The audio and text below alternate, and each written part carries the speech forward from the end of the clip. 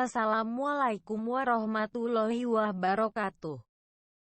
Selamat pagi, selamat siang dan selamat malam. Kali ini saya akan membahas mata pelajaran sejarah kebudayaan Islam kelas 10 tentang perkembangan dakwah Rasulullah SAW periode Makkah, yang berisi tentang substansi dan strategi dakwah Rasulullah SAW periode Makkah. Saat Rasulullah SAW sampai pada umur 40 tahun, Allah menganugerahkan kepadanya kecenderungan berkholwat atau menyendiri, agar menjauh dari hiruk-pikuk kehidupan jahiliyah untuk beribadah kepada Allah. Pada saat Rasulullah SAW beribadah di Gua Hira, Rasulullah didatangi malaikat Jibril untuk menyampaikan wahyu pertamanya. Wahyu pertama adalah surah Al-Alaq 1-5.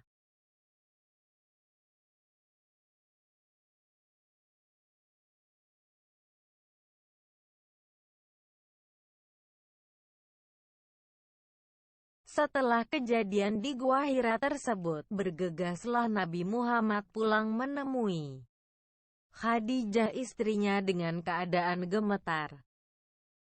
Setelah menceritakan perihal malaikat Jibril, Khadijah mengajak Nabi Muhammad menemui Warakah bin Naufal yang merupakan saudara sepupunya.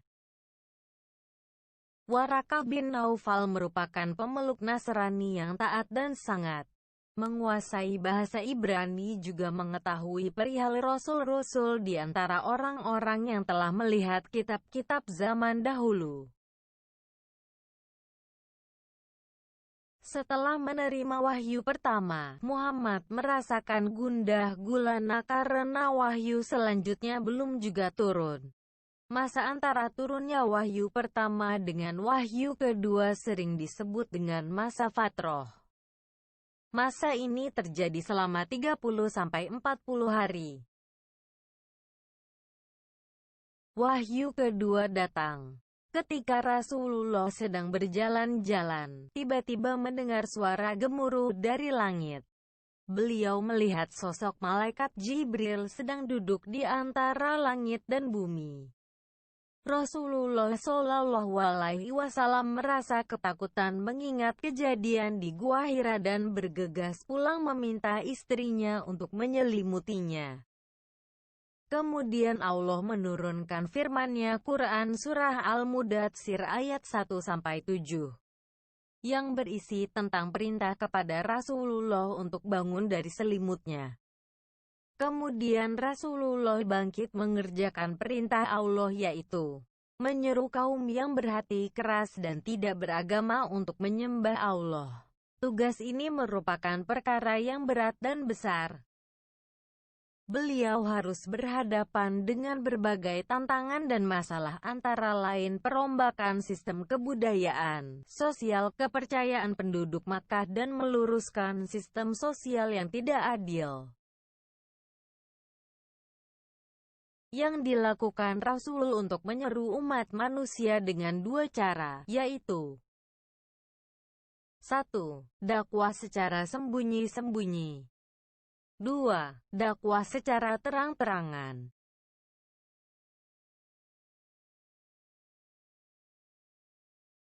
Dakwah secara sembunyi-sembunyi ini dilakukan untuk menghindari munculnya gejolak yang sangat mungkin terjadi di kalangan masyarakat. Rasulullah memulai dakwah pada keluarga dan sahabat karibnya. 4 tahun pertama merupakan masa Rasulullah mempersiapkan diri, menghimpun kekuatan dan mencari pengikut setia. Wahyu yang turun pada masa itu secara umum bersifat mendidik, membimbing, membina, mengarahkan, dan memantapkan hati dalam rangka mewujudkan kesuksesan dakwahnya. Orang pertama yang menyatakan keislamannya, as-sabiqunal awalun, adalah sebagai berikut. Khadijah, istri beliau, Ali bin Abi Thalib, Zaid bin Haritsah, anak angkat beliau. Abu Bakar, sahabat karib beliau sejak masa kanak-kanak. Aiman, pengasuh beliau sejak masa kecil. Melalui Abu Bakar, pengikut Rasulullah bertambah. Mereka adalah Abdi Ammar bin Auf, kemudian berganti nama menjadi Abdurrahman bin Auf, Abu Ubaidah bin Jarrah, Utsman bin Affan, Zubair bin Awam, Sa'ad bin Abi Waqqas, Arkam bin Nabi al-Arkam, Fatimah bin Hattab, Talhah bin Ubaidillah. 3 tahun lamanya Rasulullah berdakwah secara sembunyi-sembunyi di rumah sahabat Arkam bin Nabi al-Arkam. Penduduk Makkah banyak yang sudah mengetahui dan mulai membicarakan agama baru yang beliau bawa. Mereka menganggap agama itu sangat bertentangan dengan agama nenek moyang mereka. Pada waktu itu turun wahyu Quran Surah Al-Hijr ayat 94 yang memerintahkan Rasulullah untuk berdakwah secara terang-terangan. Dengan turunnya ayat tersebut Rasulullah berdakwah secara terang-terangan kepada masyarakat. Dakwah ini membuat Abu Dzar Al-Ghifari menyatakan keislamannya. Abu Dzar Al-Ghifari adalah seorang tokoh Bani Ghifar yang tinggal di barat Laut Merah menyatakan diri masuk Islam. Berkat Abu Dzar Al-Ghifari banyak orang yang masuk agama Islam, di antaranya adalah Bani Daus. Orang pertama Bani Daus yang masuk Islam adalah Tufail bin Amr ad-Dausi, seorang penyair terpandang di kabilahnya. Sejak saat itu Islam mulai menyebar keluar Makkah. Keberhasilan Rasulullah SAW dalam berdakwah mendorong kaum kafir Quraisy melancarkan tindakan kekerasan terhadap beliau dan pengikutnya. Di tengah meningkatnya kekejaman pemimpin kafir Quraisy, Hamzah bin Abdul Muthalib dan 2 orang kaum Quraisy masuk Islam. Hal ini membuat kaum kafir Quraisy mengalami kesulitan untuk menghentikan dakwah Rasulullah. Suatu ketika, Rasulullah SAW melakukan dakwah secara terbuka di Bukit Safa dengan memanggil semua suku yang ada di sekitar Makkah. Abu Lahab mencaci maki Rasulullah yang sedang berdakwah, dengan mengatakan, "Hari ini kamu, Muhammad, celaka. Apakah hanya untuk ini kamu mengumpulkan kami semua?" Selanjutnya Rasulullah termenung memikirkan reaksi keras yang menentang dakwahnya. Lalu turun wahyu Quran Surah Al-Lahab ayat 1-5 yang menjelaskan tentang yang celaka adalah Abu Lahab sendiri.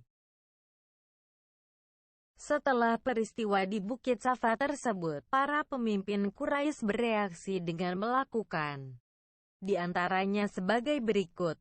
1. Mendatangi Abu Talib, paman yang mengasuh Rasulullah SAW. Mereka meminta Abu Talib untuk mencegah kegiatan dakwah yang dilakukan keponakannya, tetapi tidak berhasil. 2. Kaum kafir Quraisy mengutus Walid bin Mughirah dengan membawa seorang pemuda untuk ditukarkan dengan Rasulullah. 3. Mengutus Utbah bin Rabi'ah, seorang ahli retorika untuk membujuk Rasulullah. 4. Melakukan tindakan kekerasan secara fisik terhadap orang yang masuk Islam. Tekanan-tekanan itu ternyata tidak membuat Islam dijauhi. Sebaliknya, umat Islam semakin bertambah. Hal ini membuat Abu Jahal menekan kepada semua pemimpin Quraisy untuk melakukan pemboikotan kepada Bani Hashim dan Bani Muthalib. Isi surat pemboikotan itu adalah: 1. Muhammad dan kaum keluarga serta pengikutnya tidak diperbolehkan menikah dengan bangsa Arab Quraisy lainnya, baik laki-laki maupun perempuan. 2. Muhammad dan kaum keluarga serta pengikutnya tidak boleh mengadakan hubungan jual-beli dengan kaum Quraisy lainnya. 3. Muhammad dan kaum keluarga serta pengikutnya tidak boleh bergaul dengan kaum Quraisy lainnya. 4. Kaum Quraisy tidak dibenarkan membantu dan menolong Muhammad, keluarga ataupun pengikutnya.